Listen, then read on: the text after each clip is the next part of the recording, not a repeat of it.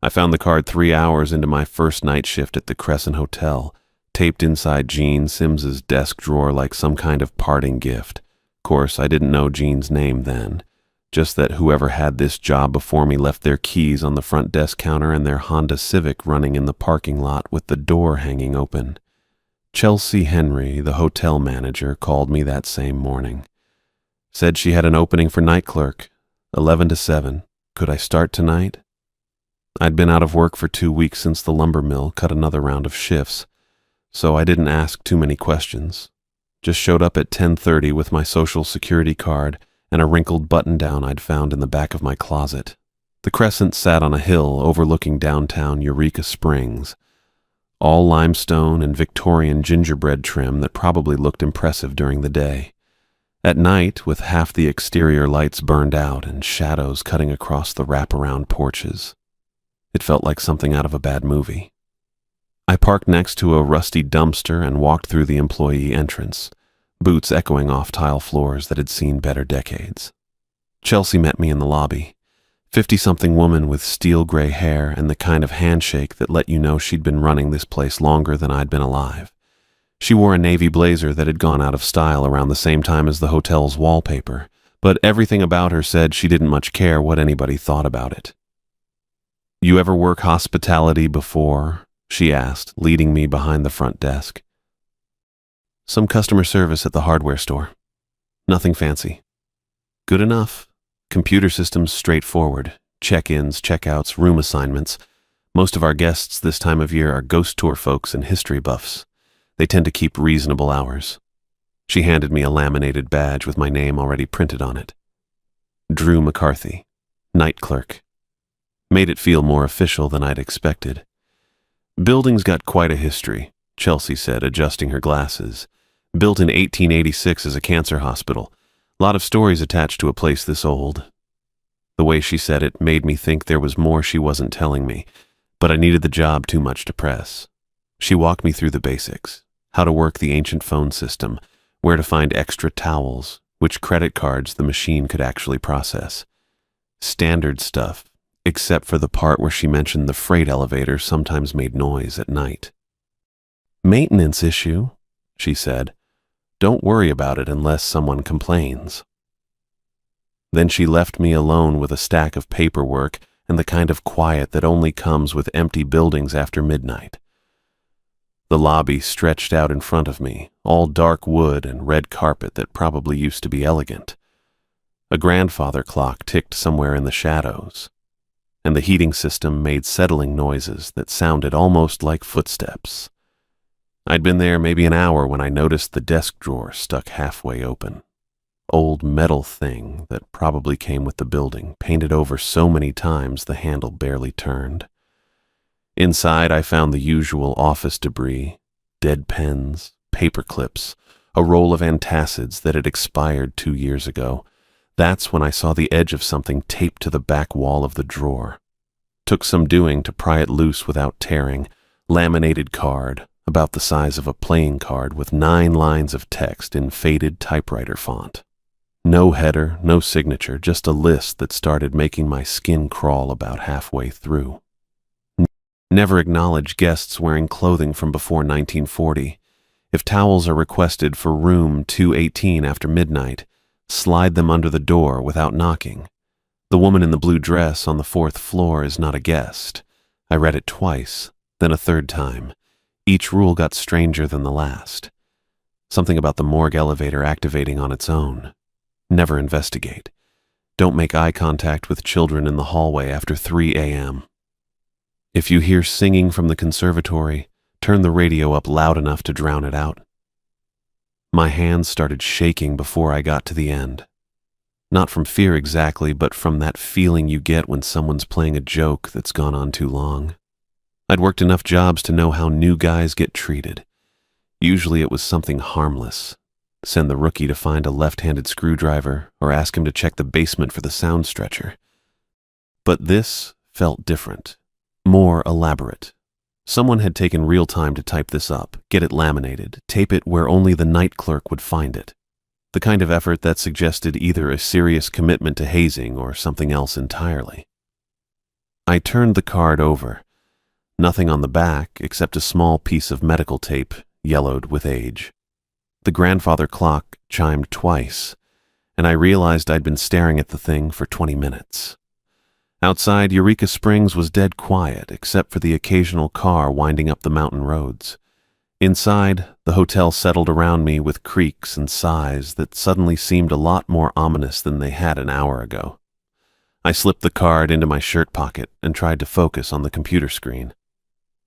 Occupancy report, guest messages, the usual night audit routine Chelsea had shown me, but my mind kept drifting back to those 9 lines of text, the specificity of them. Room 218, the 4th floor, after midnight, after 3 a.m. Someone had put real thought into this. Either Jean Sims, assuming that was her name, had a twisted sense of humor, or the employees here took their ghost story reputation way too seriously. Had to be hazing. What else could it be? Old hotel like this, probably full of stories and legends that got passed down through the staff. New night clerk shows up, finds the spooky rule card, gets properly freaked out, becomes part of the tradition. Maybe there was a whole betting pool going on how long I'd last before I came running to Chelsea with questions. I pulled the card out again and read through it one more time. The typewriter font looked genuinely old, not like someone had used a vintage setting on their computer. And the lamination was that thick, cloudy kind they used to do in the 80s, before everything went digital. But that just meant whoever started this joke had been at it for a while. Probably got passed down from one night clerk to the next, each one adding their own touches to keep the legend alive.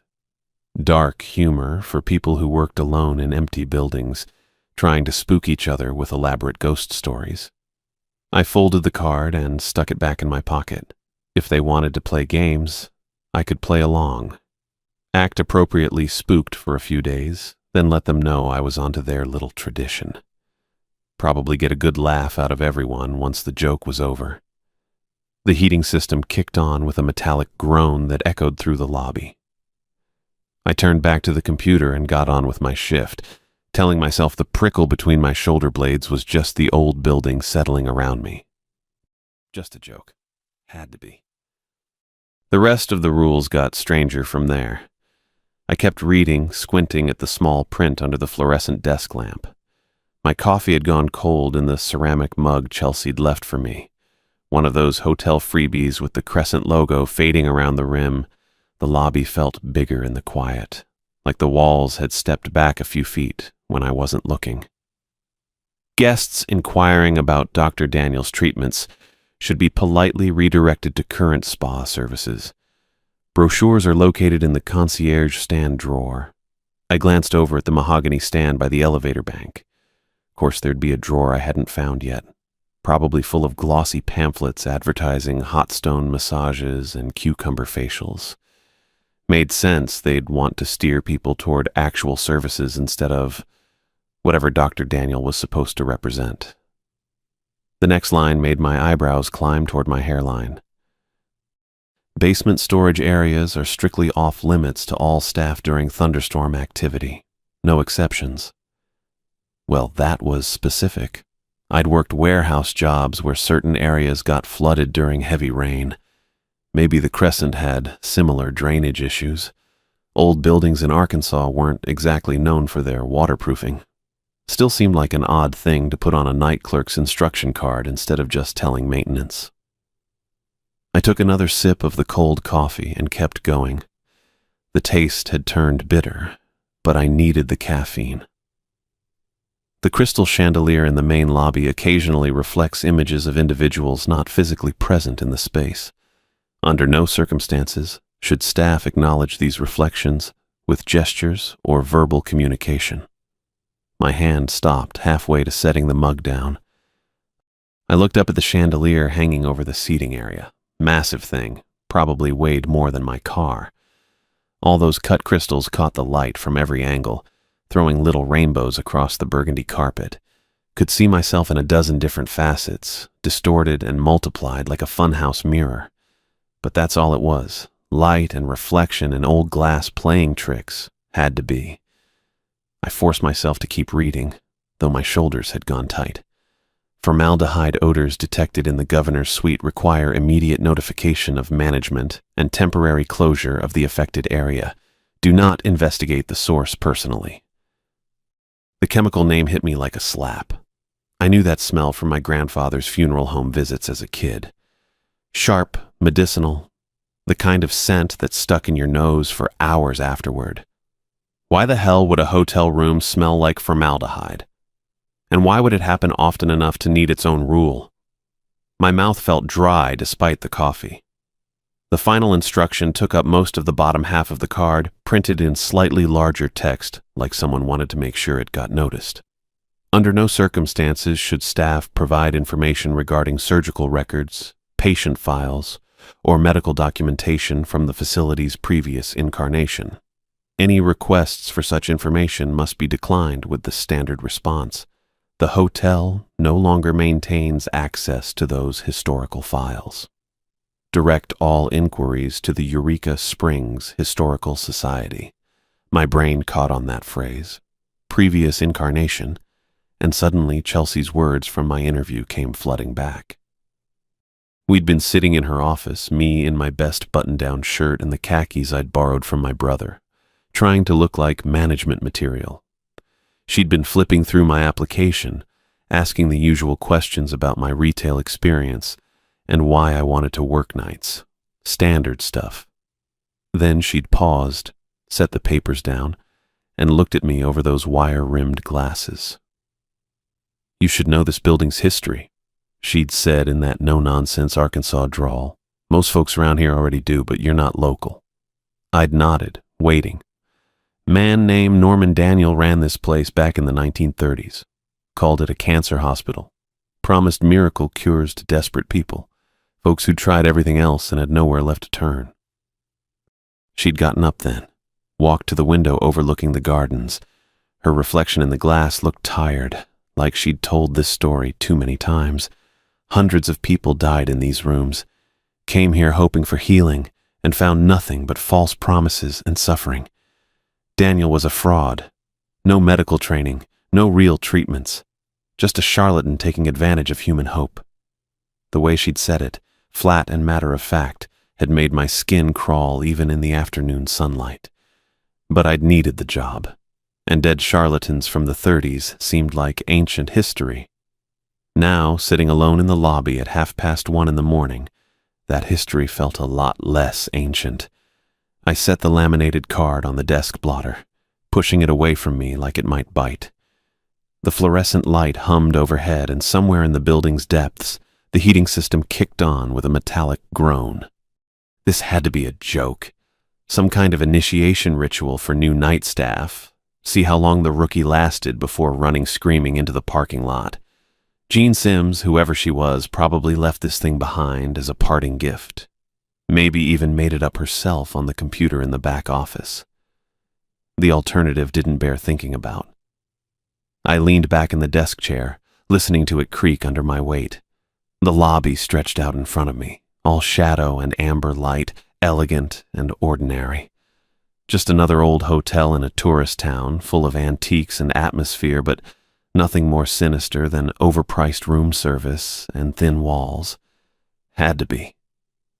But I couldn't quite shake the memory of Chelsea's expression when she told me about Norman Daniel, like she was delivering a warning instead of just sharing local history. And I couldn't forget the way she'd emphasized that hundreds had died here, their hope exploited by someone who saw their desperation as profit. I picked up my coffee mug, grimaced at the cold liquid inside, and tried to focus on something normal. The computer screen showed 3 reservations for tomorrow. Today, technically.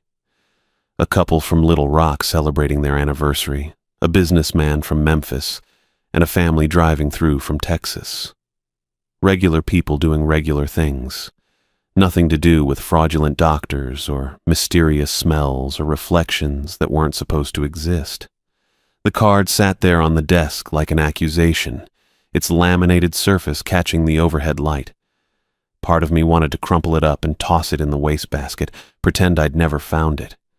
But Chelsea ran a tight operation. She'd probably ask about the night clerk instructions during my next shift. Better to play along with the gag, act like I took it seriously, show I was a team player who could handle a little workplace hazing.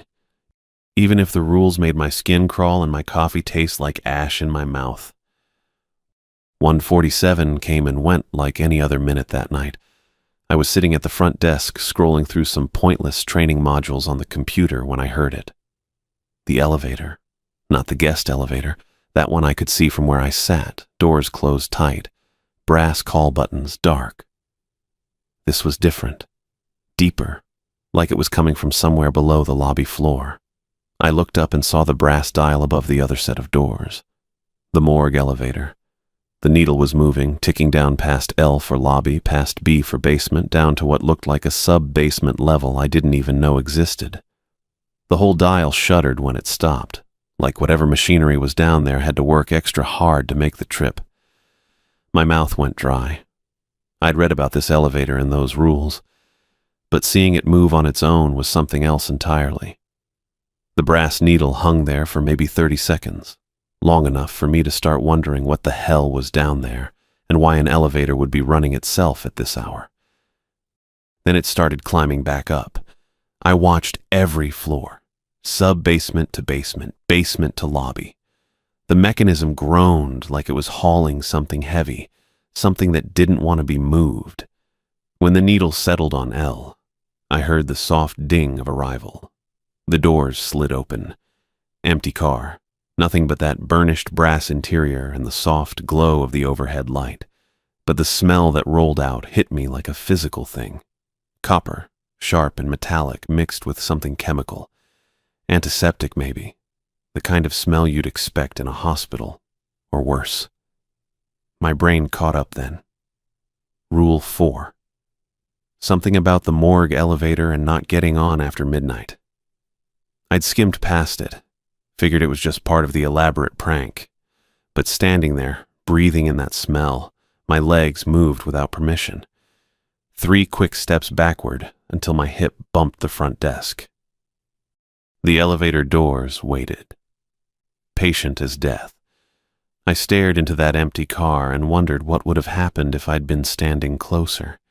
If I'd been the type to investigate instead of retreat. The brass interior gleamed under that pale light. And for just a second I could swear I saw something else reflected in those walls. Shapes that didn't belong. Movement that made my stomach clench. The doors slid shut with a soft whisper, and the dial went dark. I stayed pressed against the desk until my heart slowed down. Told myself it was just building maintenance. Old hotels had all kinds of automated systems. Maybe the basement had some kind of refrigeration unit that needed checking. Maybe the antiseptic smell was just cleaning supplies. Maybe I was losing my mind on my first night. 2:15 arrived with a different kind of trouble altogether. I'd gotten back to the training modules trying to focus on policies about lost keycards and checkout procedures. Anything to keep my mind off elevators that ran themselves and smells that shouldn't exist. The lobby felt too quiet, like the building was holding its breath. That's when I heard the footsteps, soft, deliberate, the kind of careful walk someone uses when they're trying not to wake anybody up. I looked toward the main entrance, but the glass doors were still locked tight, security chain in place. The sound was coming from inside the building. She appeared around the corner from the guest elevator bank like she'd been staying here for years. Woman in her 40s, maybe. Hard to tell in the dim lobby lighting. She wore one of those old-fashioned dresses, navy blue with a lace collar and pearl buttons running up the front. Her hair was done in finger waves, pinned neat and proper like something out of an old movie. The whole look should have seemed like a costume, but on her it just looked normal. Natural. She walked straight to the front desk with the confidence of someone who knew exactly where she was going. "Good evening." Her voice was soft, polite. Had that formal quality you don't hear much anymore. "I'm Hazel Garza. I'd like my room key, please." I blinked, trying to shift gears. Real guest. Real problem I could actually solve. "Of course. What's your room number?" 218. She folded her hands on the counter, patient as could be. I have an early treatment scheduled with Dr. Daniel tomorrow morning. I don't want to oversleep. Dr. Daniel. The name hit me like a cold breeze, but I couldn't place why. I turned to the computer and started pulling up the guest registry. Let me just check on that for you, Mrs. Garza. Miss, she corrected gently. Miss Garza. Right. Sorry. My fingers moved over the keyboard, but room 218 wasn't showing any current reservations. Actually, the whole second floor was listed as under renovation. Had been for the past month, according to what I was seeing. I'm not finding you in our system, Miss Garza. Are you sure about the room number? Quite sure. Her voice stayed level, but there was something underneath it now. Not impatience exactly. More like confusion. I've stayed in 218 many times. Dr. Daniel always reserves it for his patients. I looked up from the screen to explain about the renovations, and that's when I saw her hands. They were still folded on the counter, still positioned like she was waiting patiently for service, but they weren't quite there. Not completely. The fingers looked thin, translucent, like I was seeing them through water. And at the wrists, where her sleeves ended, they just faded, dissolved into nothing. My throat went tight. I blinked hard, thinking maybe it was the lighting, the fatigue. Too much coffee and not enough sleep making my eyes play tricks. But when I looked again, her hands were still disappearing. Miss Garza, I said, keeping my voice as steady as I could manage. I'm afraid room 218 is undergoing maintenance right now. Has been for several weeks, but I'd be happy to set you up in another room. We have some lovely accommodations on the third floor. No. The word came out sharp, cutting through my professional patter. I need 218. Dr. Daniel is expecting me there. She stared at me then, and I realized her eyes weren't quite focusing right. They were looking at me, but also through me. Like she was seeing something else entirely. Something that existed in the same space I occupied, but wasn't actually me. The treatments are very important, she continued, her voice taking on that distant quality again. I've been feeling poorly, and Dr. Daniel says he can help, but I must be in 218. That's where he keeps his equipment. I glanced down at the computer screen, trying to think of what to say. How to explain to someone who clearly wasn't entirely present that the room she wanted didn't exist anymore, at least not in any way that mattered. When I looked back up, she was gone. Not walked away. Not stepped back into the shadows. Just gone. Like she'd never been there at all. The lobby felt different without her. Emptier, but also somehow more solid, like reality had snapped back into place after being stretched thin.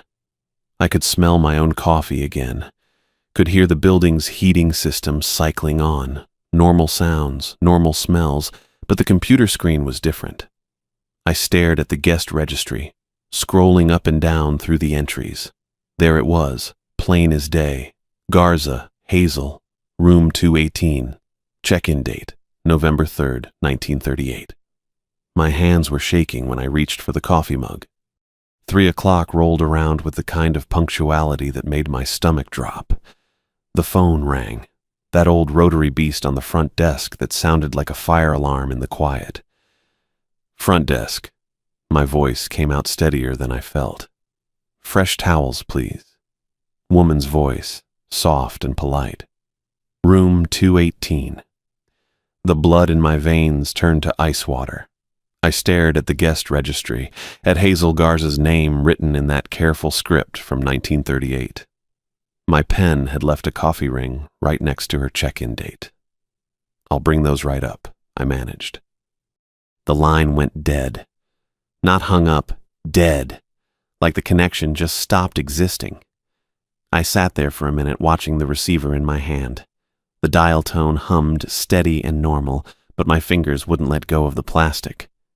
The rules card sat next to the phone where I'd left it, Jean's handwriting staring up at me. If guests call requesting towels or amenities, deliver them. Slide items under the door. Do not knock. Do not wait for acknowledgement. Simple enough. Just towels under a door.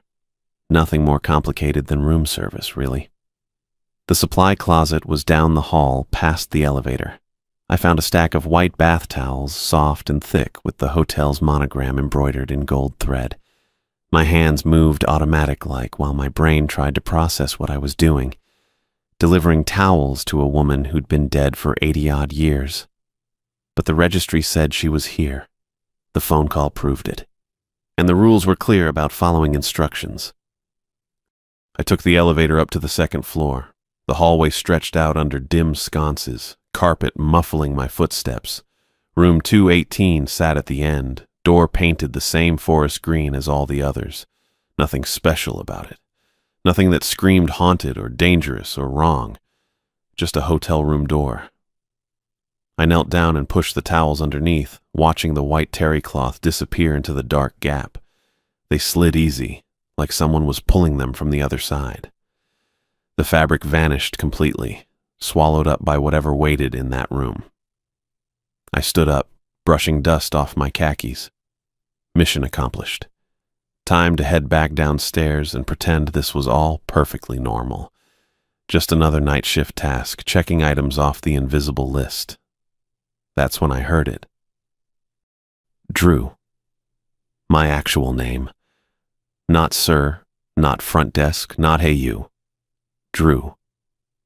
Whispered soft and clear through the door like someone was standing right on the other side with their mouth pressed to the wood. Nobody at this hotel knew my name except Chelsea, and she was home asleep.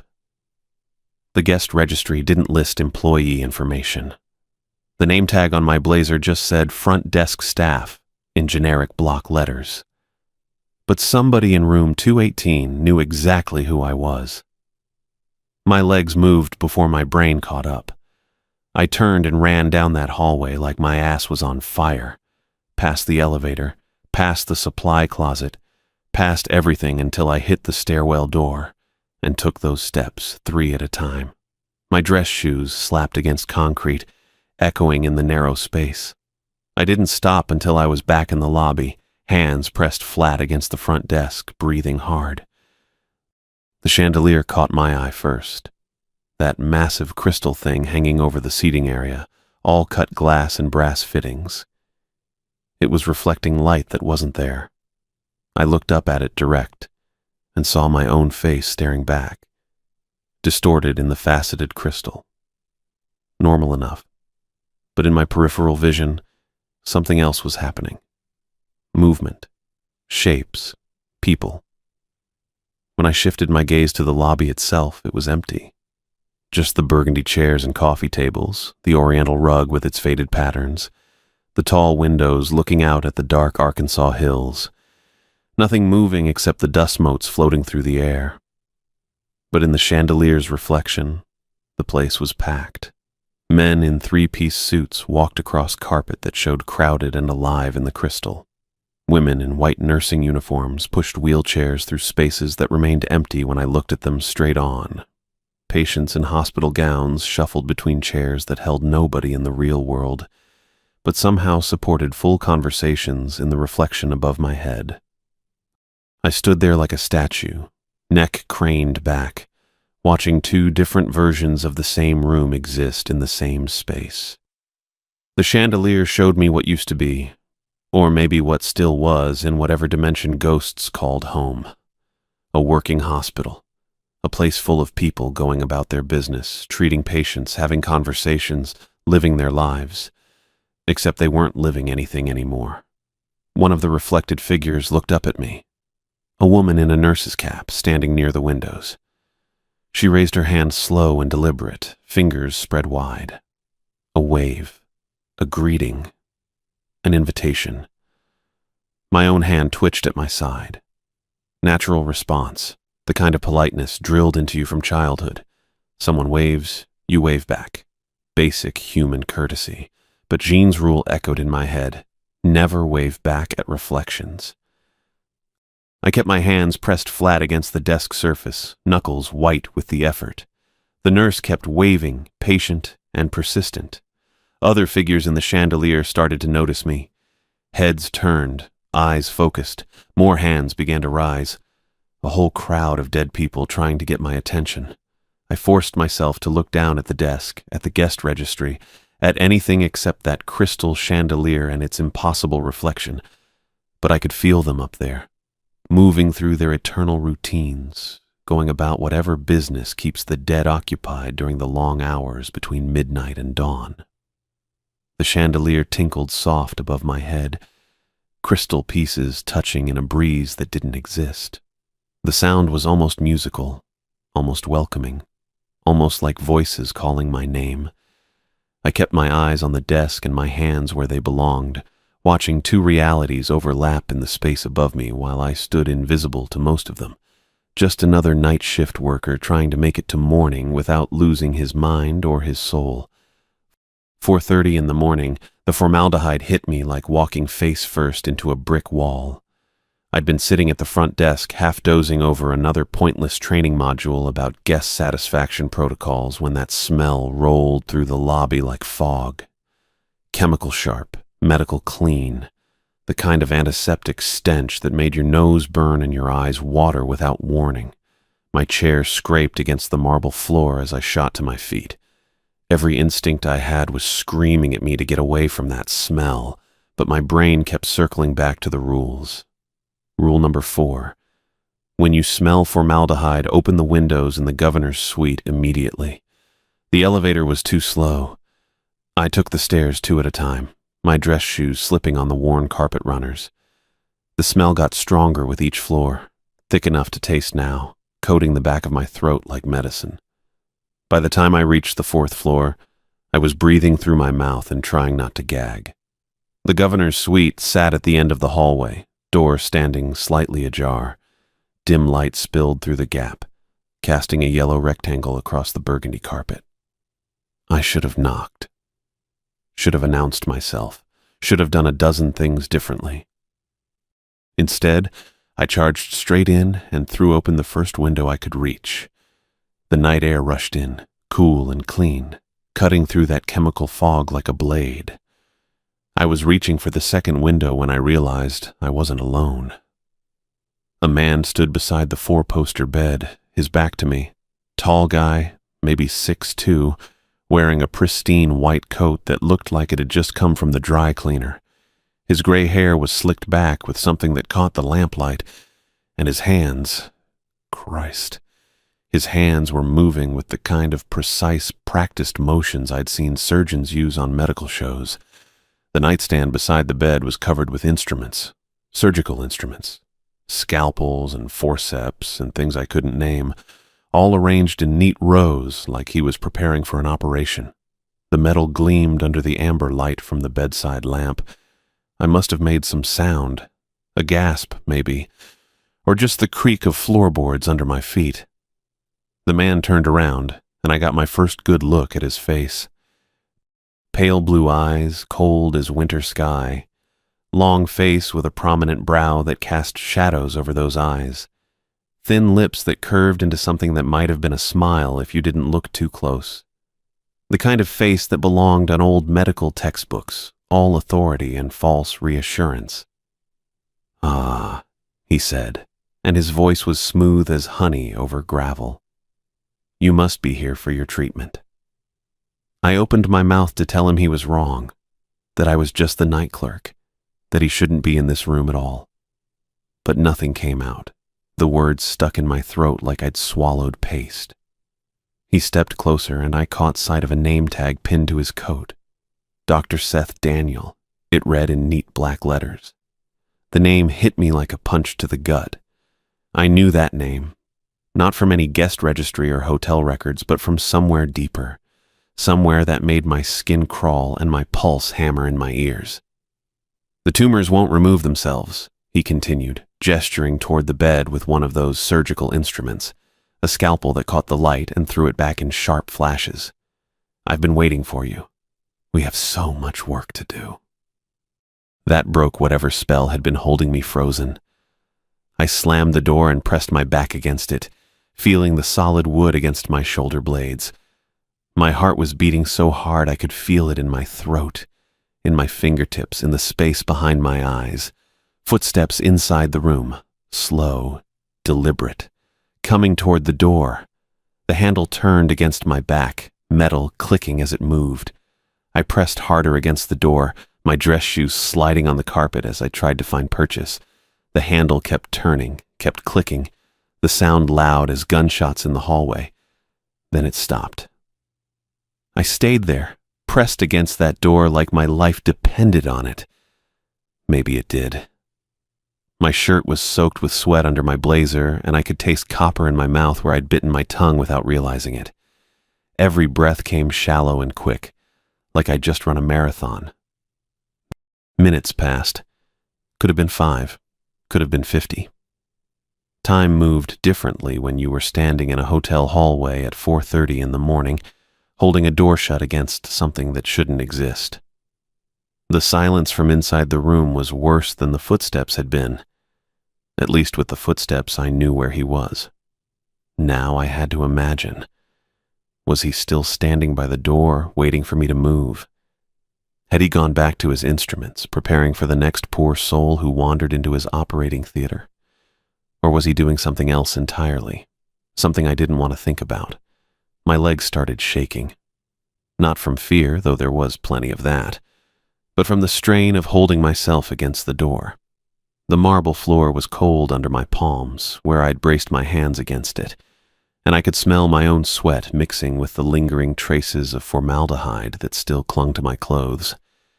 That's when it hit me. Really hit me, like a freight train to the chest. The rules weren't a joke. Gene Sims hadn't left them as some kind of elaborate prank for the new guy. Chelsea wasn't in on some company-wide hazing ritual. Those 17 rules weren't suggestions or guidelines or cute hotel traditions. They were survival instructions. And I'd just met the reason why. Dr. Seth Daniel, the charlatan who'd killed hundreds of desperate patients with his false promises and miracle cures. The monster who'd turned the governor's suite into his own private butcher shop, preying on people who came to him seeking hope and finding only death. He was real. He was here.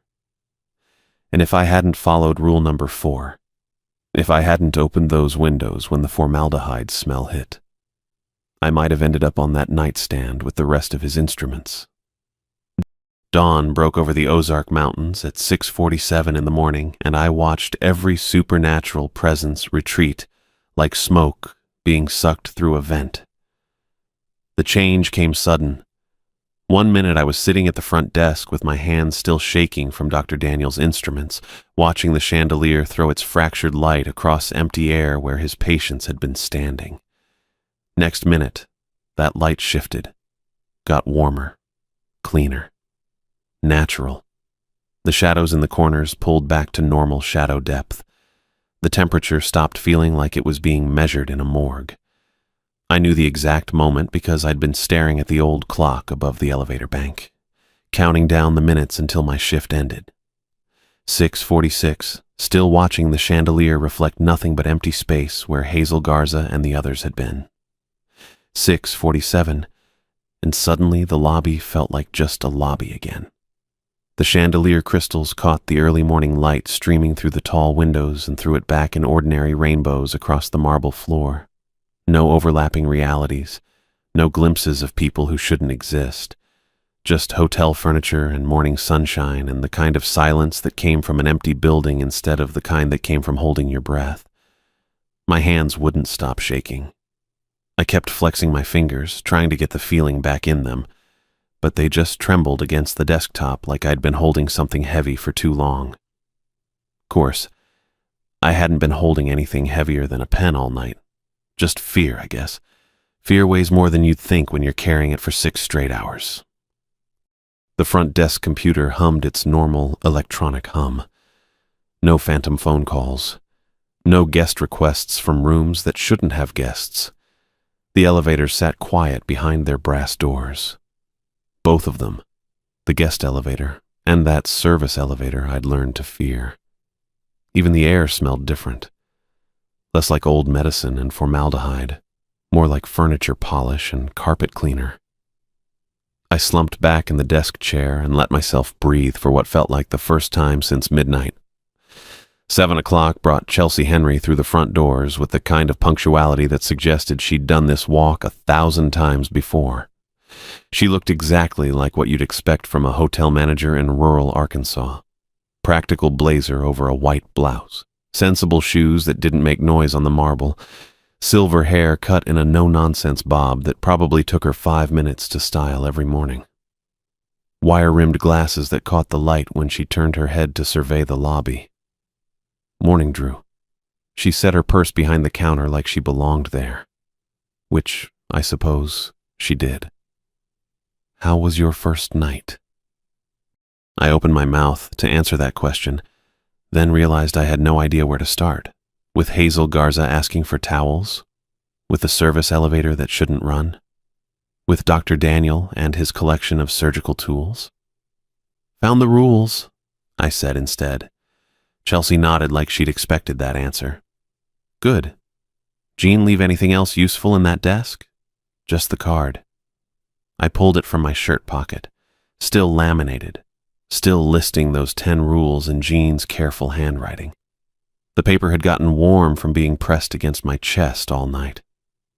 Figured you'd want to know I read them. Did you follow them?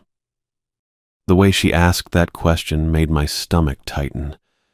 Not like she was testing me exactly.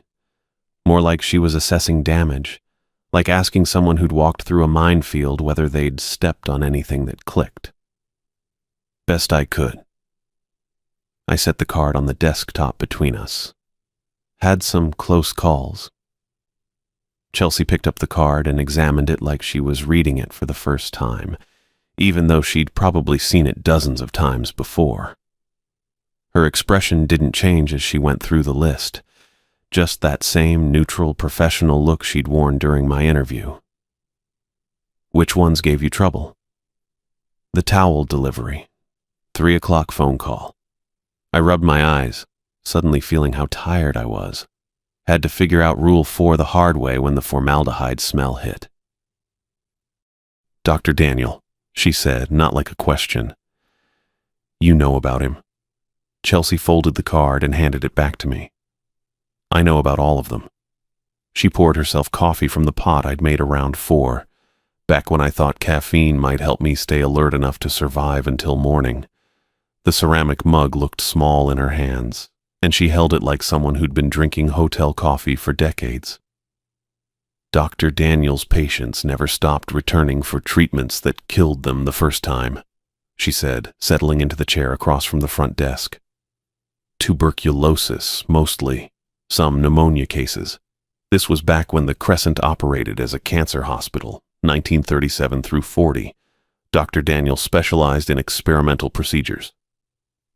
I waited for her to continue, but she just sipped her coffee and watched me over the rim of her glasses. Experimental how? The kind that made good money but poor medicine. Chelsea set her mug down on the desktop. Dr. Daniel convinced desperate people to pay for treatments that had no chance of working. Radiation therapy with equipment he barely understood. Surgical procedures he'd only read about in journals. Chemical treatments he mixed himself.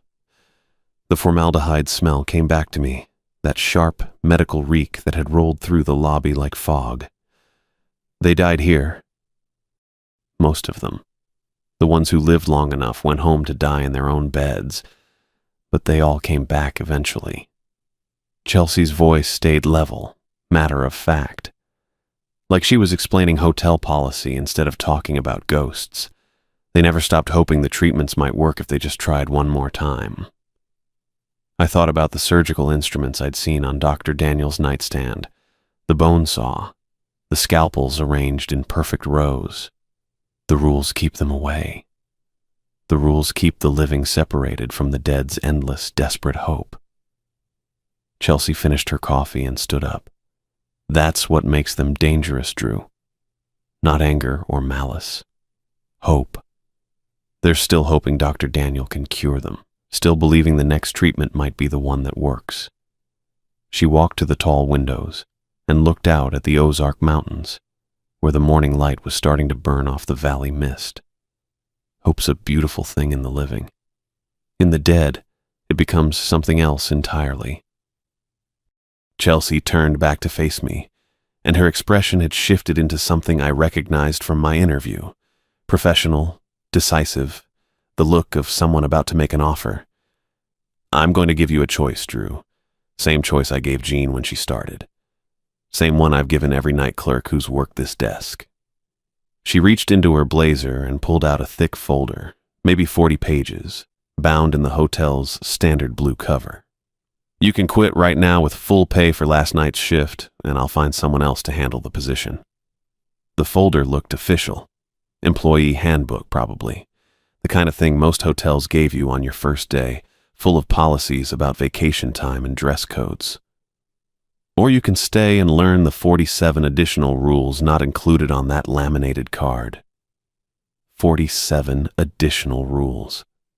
I stared at the folder in her hands, trying to process that number. Each one, Chelsea continued, was written after someone failed to survive learning it naturally. The weight of that statement settled over me like cold water. 47 more ways to die that I hadn't even discovered yet. 47 situations dangerous enough that someone had written them down as warnings after watching people fail to navigate them safely. Jean knew all 47. Jean knew 53. Chelsea's voice stayed neutral, but something flickered behind her glasses. She learned 6 the hard way before I could update the handbook. I looked down at the laminated card in my hands, those 10 rules that had kept me alive through one night. 10 rules that felt like walking a tightrope over a pit full of broken glass. The idea of 47 more made my stomach drop. What happens if I stay? You learn to survive here. You get good at following instructions that don't always make sense until after they save your life. Chelsea held out the folder. You help me keep this place running without losing any more employees. And if I quit? You walk away with your pay and a good reference letter. I'll make sure you find work somewhere normal. She paused. Somewhere the worst thing you'll deal with is drunk guests and broken ice machines. I thought about everything I'd witnessed throughout the night. Hazel Garza's polite voice asking for towels while her reality bled through into mine. The service elevator carrying passengers who'd been dead for 80 years. Dr. Daniel arranging his instruments on a nightstand that existed in some overlapping version of the hotel where his treatments never ended. I thought about Jean Sims abandoning her post, leaving her keys on the front desk counter and her Honda Civic running in the parking lot. She'd lasted longer than one night. Chelsea said she'd learned 53 rules total, which meant she'd survived long enough to encounter situations I couldn't even imagine yet. But something had finally broken her. Something had pushed her past whatever line separated the employees who stayed from the ones who fled. The employee handbook felt heavy in Chelsea's hands. 47 ways to die that someone else had already discovered for me. 47 situations I'd face if I stayed, written in warnings purchased with other people's blood. I could walk away, clock out, collect my pay, find a job at some normal hotel where the biggest supernatural threat was a guest who claimed their room was haunted because the air conditioner made weird noises, or I could take that handbook and learn how to navigate a place where the dead never stopped hoping for one more chance at life. My hands had finally stopped shaking. The lobby felt warm and normal in the morning light, full of ordinary shadows and everyday silence.